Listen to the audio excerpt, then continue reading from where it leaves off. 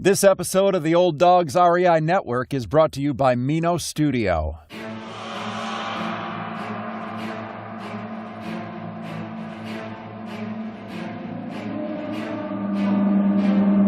In a world where jobs are how most people make money, one man, one desire, one challenge dares to break the mold. Welcome to the Old Dogs REI Network, where we don't work for money. Money works for us. Coming soon. Viewer discretion advised.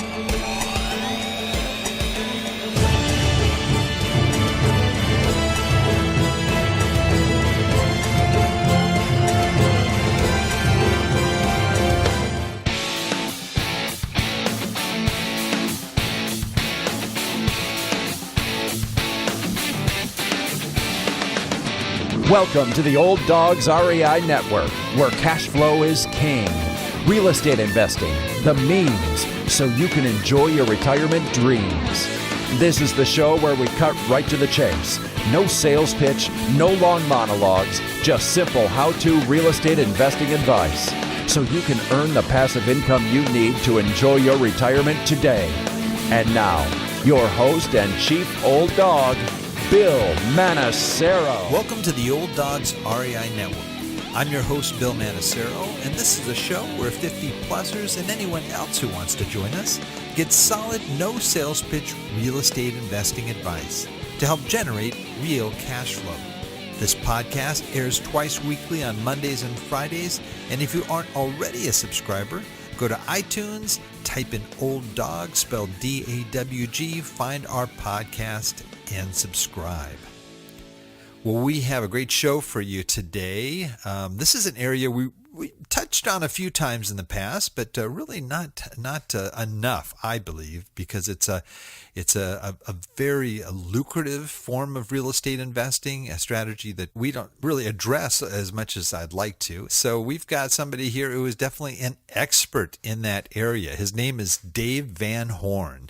And since 2007, Dave has served as president and CEO of PPR, the Note Company, a holding company that manages several funds that buy, sell, and hold residential mortgages nationwide. Dave's expertise is derived from over 30 years of residential and commercial real estate experience as a licensed realtor, a real estate investor, and a fundraiser. As the latter, Dave has raised over $100 million in both notes and commercial real estate. In addition to his investments and role as CEO, Dave's biggest passion is to teach others how to share, build, and preserve wealth. He authored Real Estate Note Investing, an introduction to the note investing business, helping investors enter the other side of the real estate business. Well, Dave, welcome to the Old Dogs REI Network. I guess it's something quite an accomplishment to become an old dog and to be to be invited on this show. I guess it's a good thing, right? Yeah, well, becoming the old dog thing is we don't have much choice on that one. But coming on the show, hey, only the best old dogs come on this show here. Yes, there's longevity here. I can feel it. You bet. No, that's awesome. Well, great. I am really stoked to do this. This is something that I've been wanting to do for a while. And when my friend Paul Moore mentioned your name, I said, "Oh my goodness, yes, I'd love to talk." And so we finally got it going here, and I'm stoked. I just want to hear a little bit more about your story. I mean, how did you even move into this area of real estate, and where'd you come from? Well, I was just a blue-collar kid, really. I was raised by a single mom with 6 kids, and when I was going to college and I was working in construction, and when I got out of college, I couldn't get a job, and imagine that. And I just stayed in construction for a while, and I remember moving back home with my mom, and she was like, "Why don't you try real estate?" So I was about 26. It was around 1986. I first got in and got my real estate license and continued to work in construction at the same time. And then I guess by 1989, I bought my first property, and I bought an owner occupied a duplex. And then I eventually had built commercial garages behind it and things like that. But I guess that was the first, I came in it from a realtor perspective, not so much as a real estate investor at first. And then later on became more of a real estate investor as time went on. But I came from the real estate background and having, working in construction. So I knew how to fix things up, and then I knew how to find properties. And initially my biggest challenge was capital. And I guess the thing that really started to turn it there for me was I took a real estate investment course to get my broker's license. And the teacher turned me on to the idea of buying properties utilizing credit cards. And at the time, cash advances and credit card checks had just come out. They hadn't existed before. And there were no fees like today. They were not to that extent. And what I did was I would, write myself a credit card check and go pay cash for a house where I found a good deal where I could make a cash offer. And then I was handy, so I could go fix it up. And then I would move a tenant in and refinance it, pay the credit cards off. And I just rinse and repeat. And I built this, portfolio. At one point, I got up to about 40 places. And then the next thing you know, what happened? Prices went up. And I had all this equity. I ended up with a couple million in equity and started utilizing lines of credit. And then I became a lender, like a hard money lender, where I would lend other rehabbers money. And then it kind of morphed into there. I guess the biggest turning point for me was probably I was 42 and I got hurt. And I had my own painting company at the time. And I had at the highlight, I had 12 people working for me. Wow. And, trucks on the road and all that good stuff. And I hurt my back and I had to get out of the business. And I sold off my contracts and went into real estate full time because I had my license. I had a college degree. I knew my degree was in management. So I was like, all right, I can manage myself, right? And what I did was I started doing, I did property management. I worked at a RE/MAX. So I would sell you a house, and I had owned a title company at the time. So I morphed into this kind of multiple streams of income mentality where, I would get, sell you the property, manage the property, maintain the property, all those good things, get the title on the property. So I would get multiple streams of income from each client. And then, of course, 2007 came, and I went from selling a lot of houses to selling very few houses. What saved me probably was two things. One, by the time I was in when I first got hurt, I actually had enough rental property where I didn't have to work. I mean, I wasn't rich, but I had enough cash flow that I could live off that. And in fact, at first I took a couple months off before I went into real estate full time and, took over, an office job, a desk job, right? So it was very good. Real estate basically saved my butt because, it was very physical, the job I had previous to that. And, I think that, looking back, it was a beautiful thing. Now, I ended up shifting into selling houses to anybody to just selling to real estate investors. So for, I guess, several years, I was focusing on investors. And when the crash hit, all the financing went away, especially for real estate investors. Pretty much after the crash, the only people that could get a property were FHA first-time home buyers, right? So the market dramatically changed. Now, I was fortunate because I ran a real estate investor networking group. One of the things when I was a young person was I didn't have much of a network. I didn't have much of mentors. I didn't have many male role models or anybody to look up to in my family or friends or anything. But later on in life with real estate sales, I realized the power of your network. And what I did was I hosted today they have meetups. Back then they didn't have meetups, right? The old dogs didn't have meetups. But what we did, you had the local RIA groups, the real estate investment clubs, but they were different though. So I decided to start my own group where you could bring your deals and we would all have a meal. We would all have dinner or whatever. It started out with lunch and then led to dinner. But when you sit down and have a meal with somebody, you get to know them. And this group, started out with 12 people, and in about a 6-year period, it went to we were in 5 states, 6 locations from Baltimore to New York. And we had 8,000 people in our database. So it really grew into, this one little idea, right? Grew into this big monster of a group. I used to interview the speakers that would come speak at the group. And one of the folks that came to speak was raising capital for pools of delinquent mortgages. Imagine that. And of course, they came and spoke and blew the room away. And I did absolutely nothing for about 3 years. And my one partner, John, invested some money and was getting paid high returns. And we're like, how are these guys doing this? And right before the crash, me and my current partner, John, went and said, hey, you show us how to collect on delinquent assets and how to work through that product, we'll buy assets from you. And they said, yeah, and the rest was kind of history. And my background at that point was I had morphed into raising capital for larger commercial real estate. So I had morphed my way through residential. You know how some people like me start out with a few houses, then a couple multi-units, and then I didn't go into multifamily quite yet. I was on the cusp. I actually went into mobile home parks and storage centers, and I did some commercial development, like commercial office condos. Mm-hmm. And so I was used to raising money for syndication. I've probably been doing syndications about 20 years now. Went down that path, and then the note thing came along, and the downturn in the marketplace, and it was just like a perfect storm of, hey, you know how to raise capital for that. For things like that. And it was just a natural transition into that. So, wow. A very interesting time to be in real estate. Man, a lot of people got hit pretty hard there. I would imagine some of the notes and things that early on that you got too. I mean, there were a lot of crazy loans out there, and so I'm sure that there was plenty of inventory for you. Oh yeah.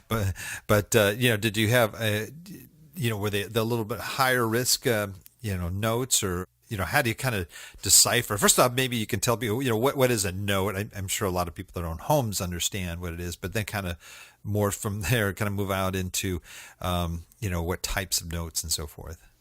Well, yeah, I mean, it's funny. What's my wife thinks a note's a musical symbol, right? No, That's right. But it's really a promise to pay, and I always make the comment that, hey, we're all in the note business for the most part. Most people are in the note business; they just don't realize it. So there's student loan debt, there's medical debt, there's auto debt. And when I'm referring to notes, I'm really referring to notes and mortgages. I'm talking primarily about 1 to 4 family residential. That's our sweet spot. When we first started into the note space, we were primarily junior liens, which is even more perceived risk, for example, which that's true. There is more risk, and there's also more upside. And it's really learning how to manage the risk, just like any other investment vehicle, right? But today we do primarily first mortgages. We still do a significant amount of junior liens as well. But we started out in the junior lien space because there was less capital required in the beginning, and you can diversify amongst a lot more assets too. Now, what's a junior lien? Just for those listening that might not know. Well, a junior lien typically is a second mortgage someone would take out on their house. It might be a home equity line of credit. Some are fixed rate. So a lot of times people it's just the mortgage that was recorded second against the property.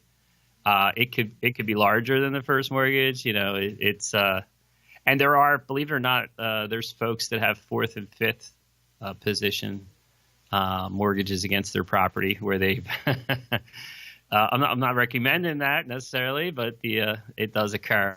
Wow. Fourth or fifth. So yeah, we were in that space, and it was interesting. It was rewarding. A lot of times if the property's occupied, we're doing what we can to hopefully keep people in their homes and figure something out, rework their debt. If a property's vacant, it's kind of more about community stabilization, getting the property back into the tax rolls and into a productive asset again for the community. No one wants a boarded up house next to them with, kids breaking in or the grass is 2 feet high. Nobody really wants that in their neighborhood, right? Right. Well, how did you sort of get into it? Do you just start buying notes? I mean, you have to have, I guess, some sort of a place to buy from or a person to buy from, right? Correct. And I mean, there's multiple places, where you get started. I mean, you could buy a loan online. You can go to note brokers. You can go to loan exchanges. I guess in your area, there's FCI Exchange, right? FCI is in Anaheim Hills, for example, and you could literally go to their website and buy a first mortgage, or so a lot of people don't realize it's that simple almost. Wow. There's also note funds that you can, PPR is a note fund. We manage several, mortgage investment funds. We sell notes. So there's probably hundreds of companies like ours that sell notes. And there's also banks and servicing companies. They sell notes. And then you have private sellers. Like this, there's two note worlds. There's the institutional note world. And that's the world that I'm in, where, a lot of our loans are originated by the top banks, Wells Fargo, Bank of America, that type of thing. And then there's these seller financed that people, they might have sold a house to their neighbor or their, grandson or something like that. So a lot of times those loans trade as well. More on a private, like in a private network, private brokers. So there's more than one note world. There's a lot of places to get notes. I think a lot of real estate investors may just not be familiar with it at first. Right. And even your hard money lenders, they're really in the note business, right? They're doing a short-term commercial note on a house that's being renovated, typically for a house flipper or contractor, right? So it's a short-term commercial mortgage is what they're doing, right? So they're in the note business as well, although we may not think about it that way as a real estate investor, Now, for a note to be available for sale, does the owner have to default, or can it just be marketed from the original source to other sources? How does it actually end up being for sale? Well, believe it or not, on the institutional level, or even on the non-institutional level, they sell performing notes all the time. So, just being in the real estate business and being familiar with mortgage originations, they trade at a higher, they trade above par when they're first originated with somebody with A credit, for example. So, you might, just simple numbers, you might go, get a mortgage on your house. It's $500,000 mortgage or something. Well, that loan could actually trade for more than the $500,000 because you're pristine credit, you're a brand new 30-year mortgage. So and they know that it costs money to originate that loan, and they're making the money off the payments over the 30-year amortization. Okay. And if you think about it, all mortgages are typically amortized, right? And they're front end loaded with interest. And the average mortgage in the U.S., that's for first mortgages and second mortgages combined, they usually only last 5 to 7 years is the typical time frame for the average mortgage in the U.S. So think about the casino that the banks are running, so to speak. So they know from your amortization schedule is front end loaded with interest, and the average person doesn't keep a loan that long, right? So statistically, they do very well with that game that they play, right? Sure. And what, I mean, you mentioned like a loan for $500,000. I mean, most people aren't going to buy too many of those, I would think. What, sort of the average, cost of some of these notes for the most part? Well, so it is market driven, and I'm not trying to dodge your answer. I'm trying to give you an accurate answer. So the prices do fluctuate with the marketplace, and mortgages, especially tied to real estate, are in direct correlation to real estate values. So when you're in an up real estate market, the cost of notes are up. When you're in a down real estate market, they're cheaper and they're more abundant. But there's also this time for money equation involved, where in a down market, it could take you longer to liquidate an asset.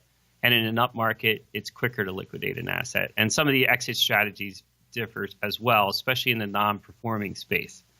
So I'll give you an example. In an up market, deed in lieu is more common. In a down market, deed in lieu is less common because there's not as much equity backing the property, right? So it kind of makes sense.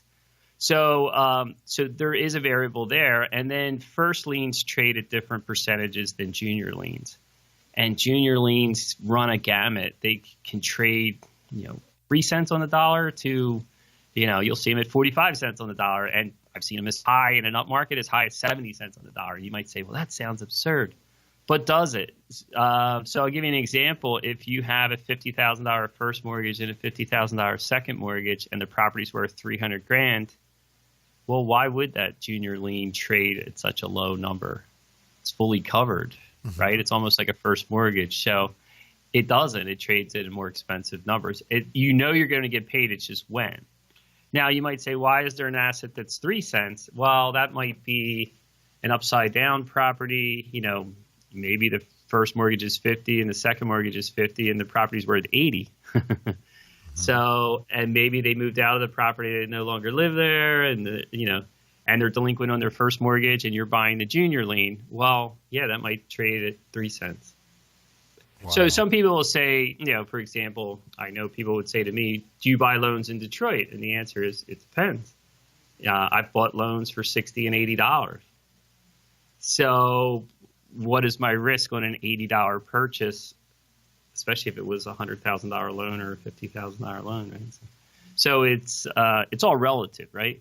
Now, in first mortgage space, there's a couple things going on. You'll see a lot of the larger funds buy the more expensive mortgages. So mortgages over, say, $300,000 in origination, they kind of get gobbled up by a lot of the pension funds and insurance companies, things like that.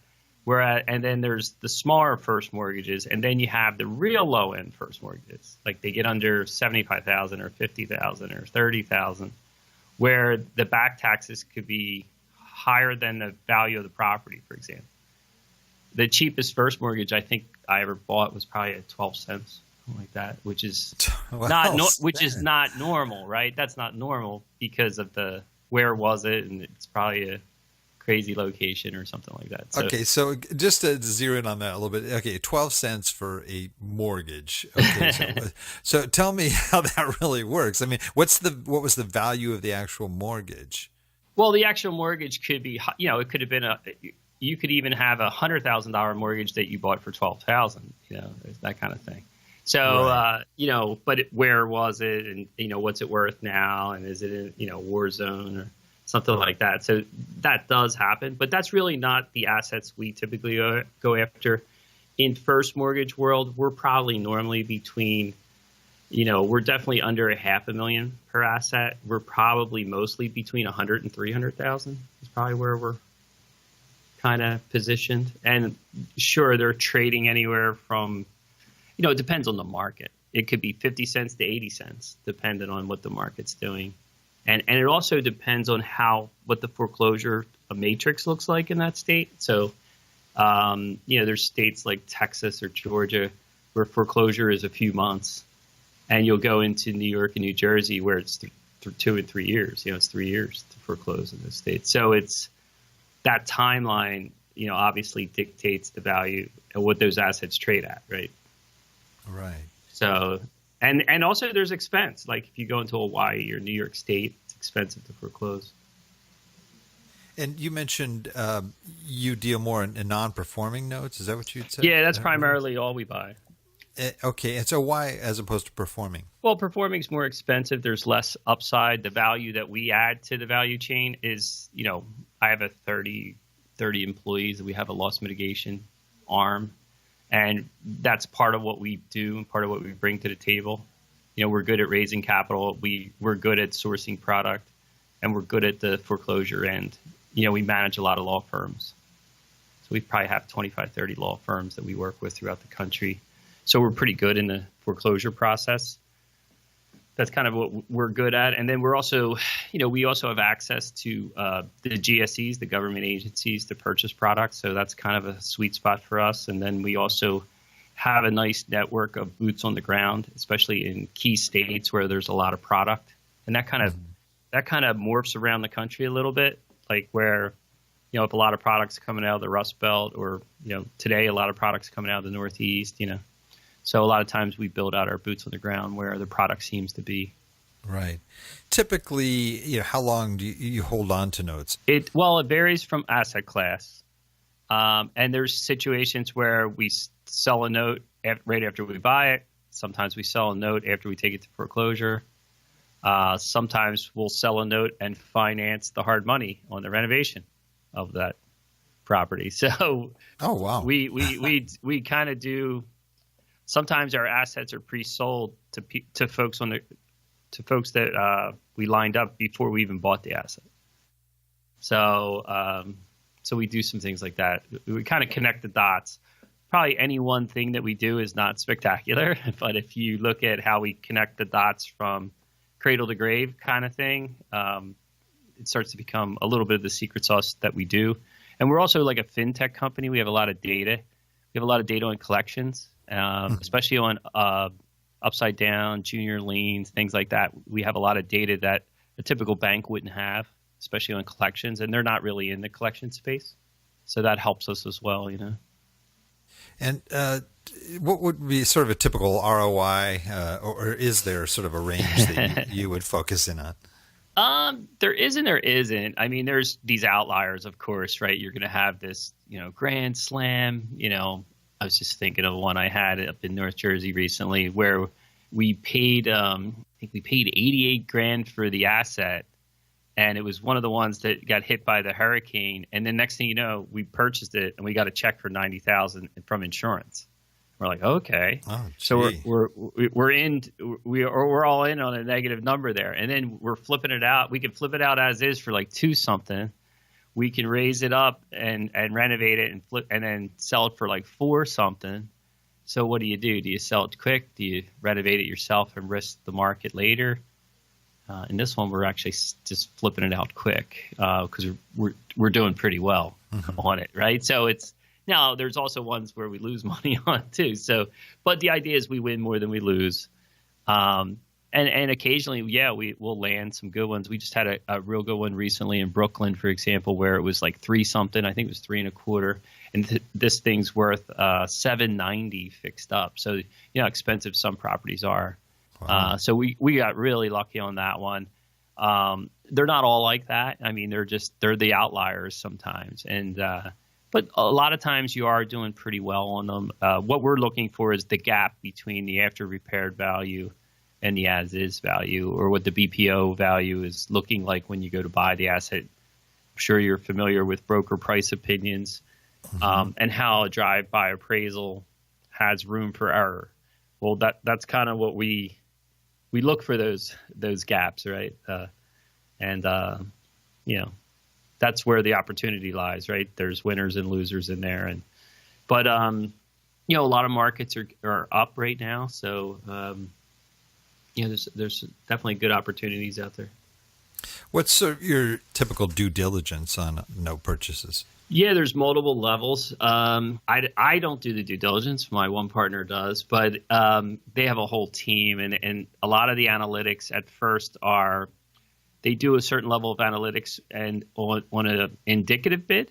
So they put in a bid at first, and then when they win that bid, then they go into full due diligence, and then they can actually take a couple more weeks. And they can still kick out an asset, but at that point, they're pretty much awarded the asset, and they're expected to purchase it. So, you know, you don't want to get blacklisted. You don't want to be kicking out too many assets. So you got to have a way to screen the properties, and they could screen quite a few properties. I've seen them screen lists as large as 10,000. So they can yeah, and the buying time's pretty quick too. Man, how do you do that? Yeah, well, I mean, we just had a few this week. You know, one was like 460 something assets, and you had a week to decide which ones you want to buy, right? So you have to move pretty quickly, and you have to have significant capital because usually you're not leveraging it. So it's a capital intensive business. Now you might sometimes we can cherry pick assets, and then sometimes we have, you know, buy or take all. And, you know, we see both ways, but when you can cherry pick, it's kind of nice if you're able to, and you can kind of pick through some of the assets in it. Both ways work. And you have multiple funds, right? So yes, tell us how those work and how do people invest in them? I guess we've managed 9 or 10 funds over the years, and I think the first 5 or 6, all the investors have been paid back. So we've had a lot of success in the last 12 years. The current funds we have today, we have a short-term and a long-term fund. Our longer-term fund is, you know, a 10% return for a 3-year time period, and it's open to accredited investors only. And then we have a liquidity fund that's shorter term, and the one we have today is it has 90-day notice. You can have your capital back at any time, but it pays a 7% preferred return. So they're typical funds that we have. Now, we also have opportunities for the unaccredited folks, which is they can actually buy a note from us. So we do sell notes weekly. We also sell pools of loans out through exchanges as well to the marketplace. So, but we sell notes weekly, actually. So people can go online and do that? Yeah, they can go online and register as a note buyer and purchase an asset from us. And a lot of people do that, inside their qualified plan or with regular capital. And it's like cash flowing from, it's similar to a rental property, but not having any maintenance or and all these loans are with a servicer. So somebody's, a company is doing the collections for you. That's great. Yeah. So when we sell performing notes, we warranty them. So our warranty is investment principal minus payments received. So if a loan were to redefault, we would actually purchase it back from you if you want it, or we would assist you with foreclosure and give you a foreclosure attorney. Some people want the property, You've invested in other types of assets out there. You mentioned self-storage and small multis and single family. How would you compare note investing to those other typical type, rental properties and so forth? How would you, compare it alongside each other there? Well, I do both. I mean, it's funny. People say which is better, note investing or note fund investing, and the answer is I'm not that smart. I do both. And it's the same way with other types of funds. Like I'm involved in multifamily syndications. I've been involved in many different types of funds and asset classes. So I like being diversified into other arenas as well. And like multifamily funds and syndications, for example, they have a lot of tax advantages. The difference, though, is they tend to be longer term. So I look at it. I like short term, mid term, long term investments, and I even run a group locally, it's called Strategic Investor Alliance for high net worth folks, and that's what we bring at that group. We bring different alternative investment vehicles of different time frames and risk profiles, right? So, I invested in insurance funds and precious metal funds. There's all kinds of funds brought to the group. Now, some people invest in whatever suits their fancy, but I think there's a place for this in everybody's portfolio, whether it's, longer term multifamily with tax advantages versus, note fund investing or notes themselves, because they're different yields, they're different time frames. And, if you put money from a qualified plan into the note space, you can still get tax advantages there as well, right? So there's a lot of unique characteristics to notes, what they can do for you. I have notes that I've owned for a few years that I could sell today for the same amount of money I could have sold them for years ago. Things like that. You'll have notes that'll have phantom appreciation, which is, if I bought a note with partial equity and now the real estate values went up and the loan's fully covered with equity, now that loan's more valuable. Like there's all kinds of neat things that happen with notes as well. Now you're right, it is different than real estate, but it's still a real estate backed asset. It still has cash flow.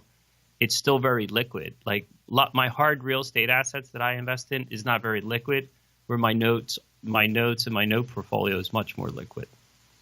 Like I can sell a note in 15 minutes. I can't usually sell a house in 15 minutes. Right. Yeah. Well, what was when you first started investing in notes, what would you say sort of one of your biggest mistakes that you did that maybe it might be a common mistake by some note investors? I made every mistake. Are you kidding? I guess give me the biggest. The biggest would be probably being taken advantage of by a note seller. So you want to know your note seller and vet them properly. So you want to make sure, and then there's certain precautions you can make, to limit your exposure to someone taking advantage of you when you're first starting out. So I guess that would be one of them, where, a note seller had taken advantage of us or something. And, well, you learn from that, obviously. you don't let that happen again. But sure. Is there a way to vet people so that yeah, there that's is, less and likely you can utilize things like Bailey letters and escrow agents and document custodians, and you can get exception reports and things like that can limit your exposure to what's going on. But you definitely, you want to get a little bit educated in the space, and it also depends what level you're doing it. If you're more of a passive investor and you're in a fund, it's not as crazy for you there, right? Or if you're buying a performing note, it's not as risky. But if you're into the non-performing space, or you're buying larger pools, you definitely want to learn about, what should you be doing and not doing. So you want to network with people that are doing the business. You want to learn the business before you get in heavy, if you're going to go into, the extreme part of the business, like, the non-performing world. So there's two different worlds, right? And then there's also different risk level in the asset class themselves, right? If you're investing in vacant first mortgages, you're probably going to end up with a property most of the time. So it's similar to buying houses. But if you're into where you're dealing with borrowers and you're trying to do modifications or you're originating, you have all this licensing and regulatory requirements. Well, all of a sudden you're crossing a threshold into an area of more compliance and things like that, right? So you just want to be safe, right? Right. What would be maybe your biggest success with a note transaction? I guess it's the growth that we've seen, and the fact that we're in this business, the fact that we have access to government agencies, like buying from Fannie and Freddie. That was a big success for us, because when we were small and starting out, we didn't have that access. So today we have access direct, and it's definitely, more volume, definitely cheaper product. So it's something that we worked our way up to. So I guess that's probably the biggest success, is that we have this, better access than we ever did to product, Right. Yeah, that's got to be great. I mean, I would think those would be very valuable notes on the Fannie and Freddie side. Yeah. Well, our audience is primarily folks that are 50 plus in age, and some of them are approaching retirement, some of them are already in retirement, and they're just looking at real estate and the various strategies associated with real estate investing, as a possibility to either take the nest egg that they have already set aside, either grow it or to be able to generate cash flow from it, or they're looking for building something bigger over time. What advice would you have for folks like that have that interest in, again, using existing funds or creating new funds here and growing a portfolio, so to speak, maybe not of properties, it could be of notes and so forth. But what would you say to them that maybe a little reluctant in getting involved, or maybe just a great way to kind of test the waters and get out and try it out? Yeah, it's funny you say that. My father didn't buy his first properties till he was 70. Wow. So, seriously? So you're never too late. That's really what the moral of that story is.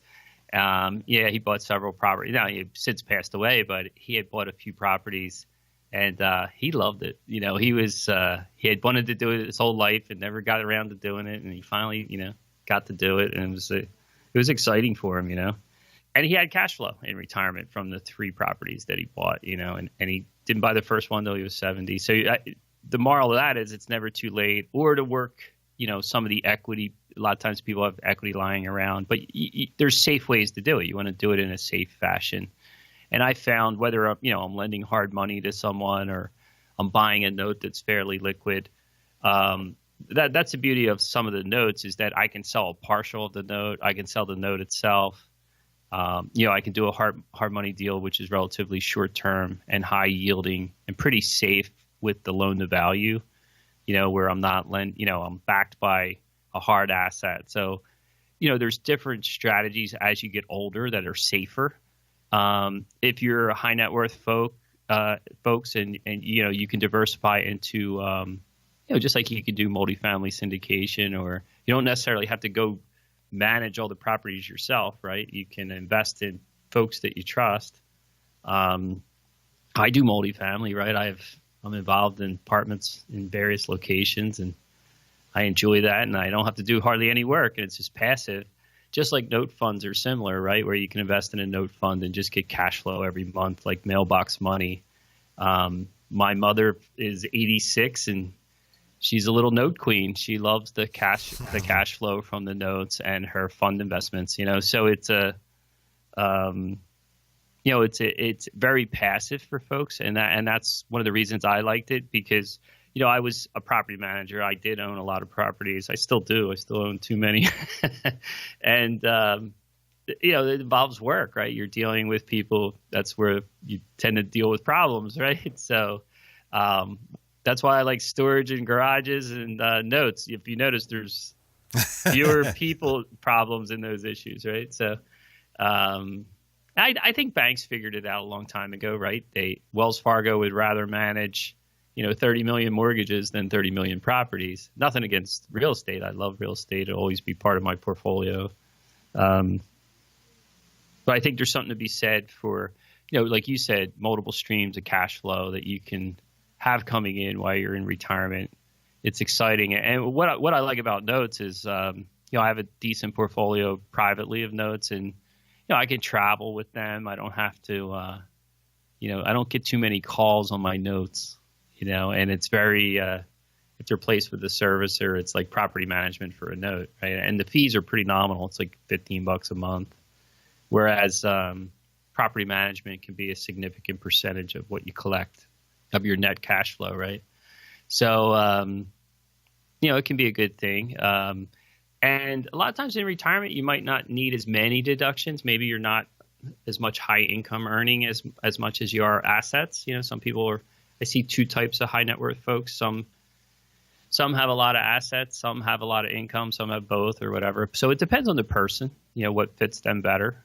But I anything passive, it's still better than me going out to have to work hard every day to generate money and then get taxed in the highest brackets, right? Right. Well, it sounds like you've got a great company there, and you're doing a lot of good stuff, as well as teaching and sharing with others the benefits of investing in this area. What's sort of ahead for you and your business? What are you excited about that's ahead with PPR?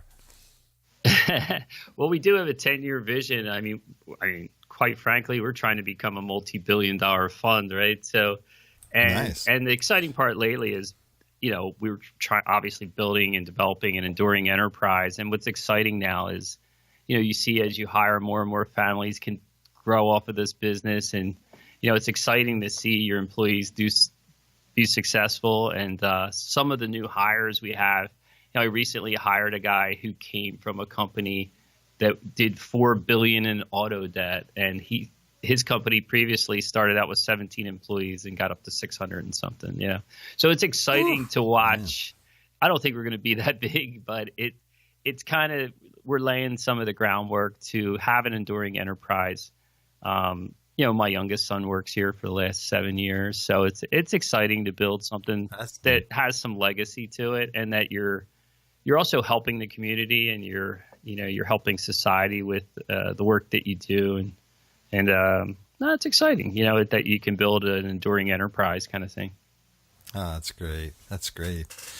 Well, I'm sure there's a lot of folks here that are listening that want to find out more, and, maybe have access to, some of the educational materials and so forth. I know you're on Bigger Pockets, and I know that there's a lot. You've got a lot of great content there. What's the best way for folks to find out more about what you do, and maybe reach you or contact your organization? Yeah, sure. It's probably the easiest through our website, ppr.noteco.com, ppr.noteco.com. That's probably the easiest way. If you're a high net worth investor, and you're in the area, we do like 5 events a year. It's at strategicinvestoralliance.com, where we share, alternative investing strategies, and we bring in advisors and things like that. And then I also do a once-a-year event called the Mid-Atlantic Summit, that we donate all the proceeds to charity for the homeless in Detroit and Philadelphia. I'm outside Philadelphia, and it's fun to put on an event and have folks come from all over and have fun for a couple days. Oh, that's neat. That's neat. Well, great. Well, we are at pretty much the end of the show here. Unfortunately, I think there's a lot more I could ask you here, but Sure. We have a little session we call Wrap It Up, and I just ask you a series of quick questions, sort of like a lightning round, and you just answer as best you can and share resources that have been valuable to you with our listeners. If you're ready, we can go ahead and wrap it up. Sure. All right. Here we go. First question here. Favorite real estate book? Favorite real estate book? I guess at first I usually think of the Kiyosaki books like Cash Flow Quadrant, but I was thinking I want to give you maybe a different book that doesn't get mentioned as much. And it was by the authors Peter Conti and David Finkel. They wrote a series of books basically making big money investing in real estate without tenants, banks, or rehab projects. That was one of their titles. And they had multiple titles along this line of how to get into real estate with kind of little or no money and to basically buy better. And what I liked about their books the most was they not only told you the theory, they told you how to do it and what to say. And I'm sure they have guru-y educational stuff, but the basic books themselves aren't very expensive. It's a $20 book, right? So I'm not recommending necessarily to sign up for a big program, but I think the content of their books was very valuable to me when I was doing real estate investing, especially in the like we buy houses type business or the flipping business. Sure. Great. How about a favorite business book?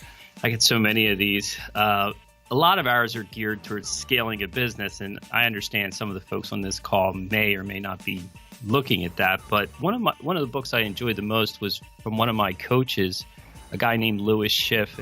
He wrote a book called Business Brilliant, and he's from the Inc. 5000 world. And what I liked about his book, Business Brilliant, is there's a lot of data in the book, and it's just interesting habits of, you know, the average person, the blue collar person, the middle class person, the wealthy person.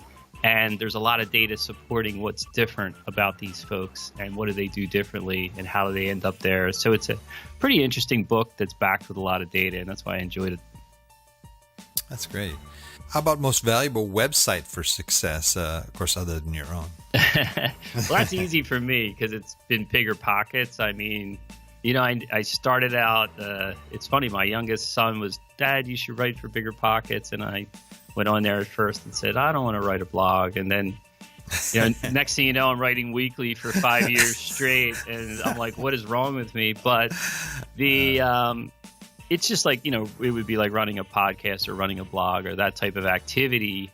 It's very rewarding, though. And I've met so many people and so many good things and positive things have come from that. And you realize how much you can give back to that community and help and chime in and answer questions for people starting out. I wish they had that when I was a young dog, Bill. You know, A young pup. Huh? They didn't have Bigger Pockets, right? So we had to go bang our head and try to figure it out ourselves half the time. But yeah, it's been a great website for me. Awesome. How about favorite app? Favorite app is, there's so many good apps out there from, you know, all the things. Really, it's what helps save me time, right? It could be anything from, you know, the app at your bank or something to Venmo to, you know, you name it, Slack and Waze and Yelp and all those apps, right? But I think the one I liked most recently, and it's probably because I do some events, it's Whova. So that's the Whova app is phenomenal. I don't know if you've attended an event where the Whova app's being utilized, but what a great way to connect with people, network, share rides to the airport, meet up after the event. Just a great app, sharing photo. You know, it's just a really community type app. They've really done a nice job with that, and it really adds another dimension to an event, you know. And how do you spell that? WHOVA, Whova. Great. Great way to network and connect on a Whova app. Yeah. Love it. How about favorite quote? Favorite quote is tough. I'm a big fan of Warren Buffett. Not that I trade options anymore. I did for a short period of time. I don't do too much of that today, but really he has books of quotes, which I strongly recommend because they're classic, down to the earth, type of quotes. One of his quotes, I'm probably misquoting this, so you'll have to help me, Bill. But it was one of those ones like, why would someone who drives a limo take advice from somebody who rides the train? And I think he was alluding to Wall Street type advice. Why would a wealthy individual go take advice from somebody who rides the train? And I always found that kind of a amusing quote. Of how the average person takes advice from people who probably have less experience than some of those folks, It's just an interesting point of view. So I always loved his quotes. That's great. Yeah, we'll get it. We'll look it up and make sure we got it word for word. Help me out there, Bill. Hey, that's good. That's good, though. We got enough there to go on. And our final question is, this is sort of our cataclysmic question, that if you lost everything and all you had was $1,000 cash, how would you rebuild your real estate investing business?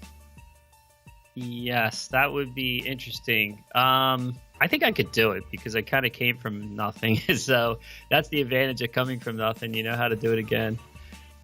For me, if I had only $1,000, I would probably put an option on a wholesale deal and flip that deal. Like I would, go option a house, put it under contract, and then flip the contract. That would be the quickest way for me to get some real leverage out of that quickly, and I could probably put a house under contract. I've seen folks do it for me. Like I was like a bank for bird dogs where they would put deals under contract. I've seen guys put houses under contracts for $10, $100. So $1,000, I might be able to put 10 houses under contract and flip those contracts. Yeah. I love it. See, I wish I had done that. There's some of our guests have been there and done that too, and that's how they started. Yeah. And so they know it's like riding a bike. That's great. I love it. Wow. Well, we are at the end of our show here. Dave, it has been awesome having you on, but we're not completely done. In fact, the part you've been really looking for is it's arrived. Okay, so we are just ready to hear you give us your best, your just absolutely awesome old hound dog howl. So you could do it with some notes mixed in there or something. So, wow. Musical and otherwise. What kind of howl do you want? Do you want like a ZZ Top how? However you want. Yeah, you can. You call it. Just give us your best old one. We're ready for it. Oh man. Can't yell too loud in here. They'll think I'm crazy. You gotta realize I'm in an office building and they can hear me howling. I know they're gonna come in and think, "Oh no, call 911." That's awesome. Nah, what a great way to end the show. Well, I really appreciate you having me on. That's been great. It's been great having you on, Dave. I really appreciate it.